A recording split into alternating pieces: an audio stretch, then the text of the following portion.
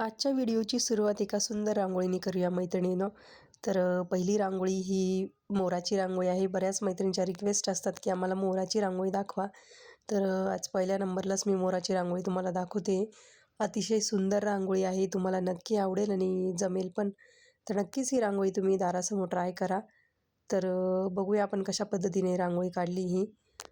आपण आतमध्ये आधी केशरी कलरमध्ये केंद्रवर्धिनीचा आकार काढून घेतला आणि त्याला वरती सफेद कलरमध्ये मोराचा आकार दिला आहे आणि अर्धगोल आकारमध्ये आपण असे टिपके काढून घेतो आहे सफेद कलरमध्येच.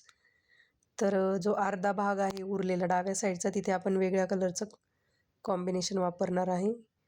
तर टूलच्या मदतीने असं पाकळीचा आकार देऊन घेतला आहे आणि जो अर्धा भागातला म्हणजे जो अर्धा भाग उरलेला आहे केंद्रवर्धिनीच्या बाजूचा तिथे आपण जांभळा कलरचा कलर वापरून म्हणजे मोठ्यापासून छोटे असे टिपके काढून घेतले आणि त्याला असा बोटाच्या मदतीने प्रेस करतो आहोत.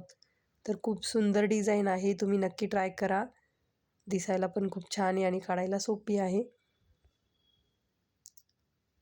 तर आजच्या भागातल्या ज्या पण रांगोळ्या आहेत त्या सर्व फ्री हँड रांगोळ्या आहेत. फुलांच्या वगैरे अशा रांगोळ्या आजच्या भागात तुम्हाला मी काढून दाखवलेल्या आहेत. तुम्ही जर रोज दरवाजासमोर रांगोळी काढत असाल मैत्रिणींनो आणि तुम्हाला रोज नवनवीन डिझाईन जर काढायच्या असतील, दारासमोर युनिक रांगोळ्या काढायच्या असतील त्या पण पटकन होणाऱ्या, तर नक्कीच एकदा आपल्या चॅनलला सबस्क्राईब करा. म्हणजे रोज तुम्हाला नवनवीन डिझाईन्स तुमच्या दारासमोर, देवासमोर किंवा तुळशीसमोर काढता येतील. तर बघा खाली 2 लाईन काढून आपण पुन्हा 2 केंद्रवर्धिनीचे आकार काढले केशरी कलरमध्ये आणि नेहमीचे आपले टिपक्यांची डिझाईन इथे काढतो आहोत. तर नेहमीचेच आकार वापरून आपण ह्या म्हणजे आजची मोराची रांगोळी काढली आहे. खूप सुंदर रांगोळी आहे. तुम्हाला मी सारखं सांगते. तर आणि अगदी 2 ते 3च कलर वापरून आपण आजची रांगोळी तयार केलेली आहे.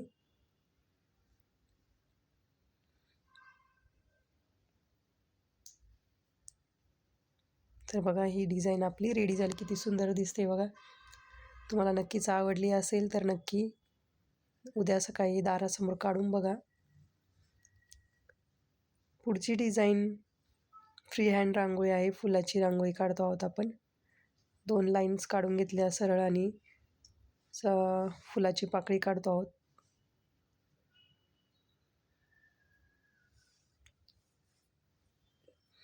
आणि आजच्या रांगोळ्या ह्या पण अशा कलरफुल रांगोळ्या आहेत. कलर भरलेले आहेत आपण. तर यामध्ये आपण पिवळा आणि केशरी कलर भरतो आहोत. छान वाटतं हे पण कॉम्बिनेशन. आणि तुम्हाला पिवळ्या कलरबरोबर जर दुसरं कॉम्बिनेशन आवडलं, पिवळ्या कलरबरोबर आणखीन राणी कलरचं कॉम्बिनेशन पण एक छान दिसेल. तर तुम्हाला जे कलर कॉम्बिनेशन आवडेल त्या कलर कॉम्बिनेशनमध्ये तुम्ही फुलाला कलर देऊ शकतात. पण जेव्हा पण अशा रांगोळ्या कलर भरून तुम्ही जेव्हा रांगोळ्या काढतात त्यांना पुन्हा जी आउटलाईन असते व्हाईट कलरची त्याला पुन्हा एकदा व्हाईट कलरने बॉर्डर करत चला, म्हणजे दिसताना रांगोळी एकदम उठून दिसते. मी अशी करून घेतलेली आहे.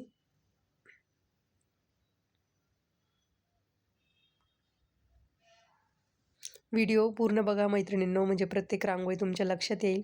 आणि तुम्ही जर फक्त शॉर्ट्स व्हिडिओ बघत असतील तर तुम्हाला सांगायचं आहे मला की आपण जे लाँग व्हिडिओ आणतो त्यामध्ये जवळपास 4 ते 5 डिझाईन्स असतात आणि एकदम डिटेलमध्ये रांगोळी दाखवली जाते लाँग व्हिडिओमध्ये. तसे शॉर्ट व्हिडिओमध्ये आपल्याला टाईम लिमिटेशन्स असतं, त्यामुळे पूर्ण रांगोळी एकदम म्हणजे दाखवता येत नाही. तर नक्कीच तुम्ही लाँग व्हिडिओला पण बघत चला. आणि काही टिप्स वगैरे पण सांगितलेले असतात लाँग व्हिडिओमध्येच रांगोळीबद्दल. तर बघा ही रांगोळी. या रांगोळ्या तुम्ही देवघरासमोर पण काढू शकता जर तुम्ही काढत असाल सकाळी, तेवढा जर तुमच्याकडे पुरेसा वेळ असेल तर. पुढची डिझाईन त्याच टाईपमधली आहे. 3 लाईन्स काढून घेतल्या आपण.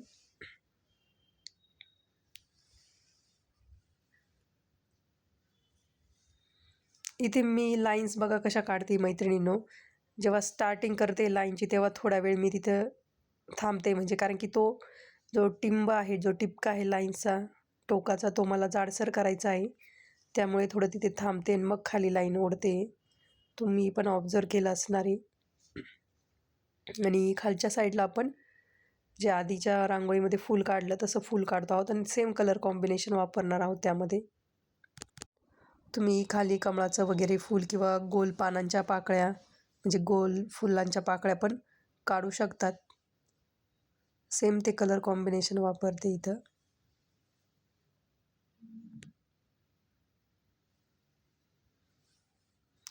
तुम्हाला जर जास्त कलरवाली रांगोळी नसेल आवडत तर तुम्ही स्किप करू शकता. फक्त 2-3 म्हणजे असे टिपके देऊन पण ही रांगोळी काढू शकतात. नाही आवडत कुणाकुणाला फक्त व्हाईट रांगोळीच आवडते जास्त, कुणाकुणाला कलरफुल आवडतात.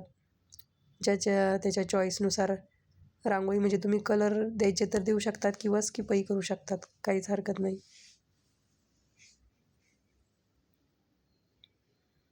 सेम याच्यामध्ये पण लाईन्स काढल्या आपण. तर मैत्रिणींनो, हे फूल असं काढलं आहे मी. मला लहानपणीची आठवण झाली.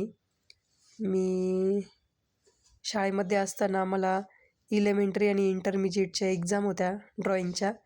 तेव्हा एक फूल काढायला लागायचं आम्हाला, जिनिया म्हणून. त्याचा कलर वेगळा होता, जरासा असा लालसर कलर होता. त्या टाईप हे फूल काढलेले. तुम्ही पण त्या एक्झाम दिलेल्या आहात का कधी? जे 90sमधले असतील त्यांना माहिती आहे, किंवा त्या आधीच्यांना होती का नाही एक्झाम ते एवढं काही माहीत नाही मला, पण आमच्या वेळेस होती. एक्स्ट्रा तास असायचाच शाळेमध्ये ते एक्झामचा.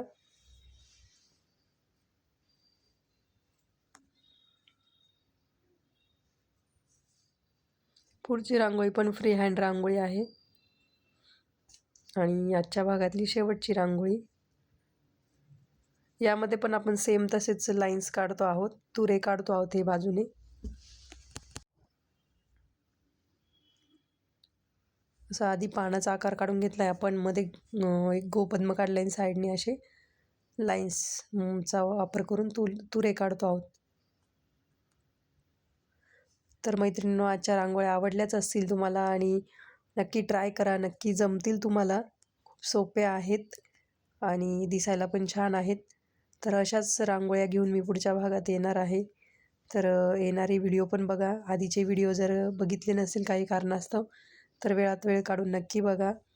भेटूया अशाच झटपट होणाऱ्या सोप्या सुंदर रांगोळींच्या पुढच्या भागात. तोपर्यंत रांगोळीची प्रॅक्टिस करा, दारासमोर रोज रांगोळी काढा आणि रोज नवीन रांगोळी शिका. धन्यवाद. Bye bye.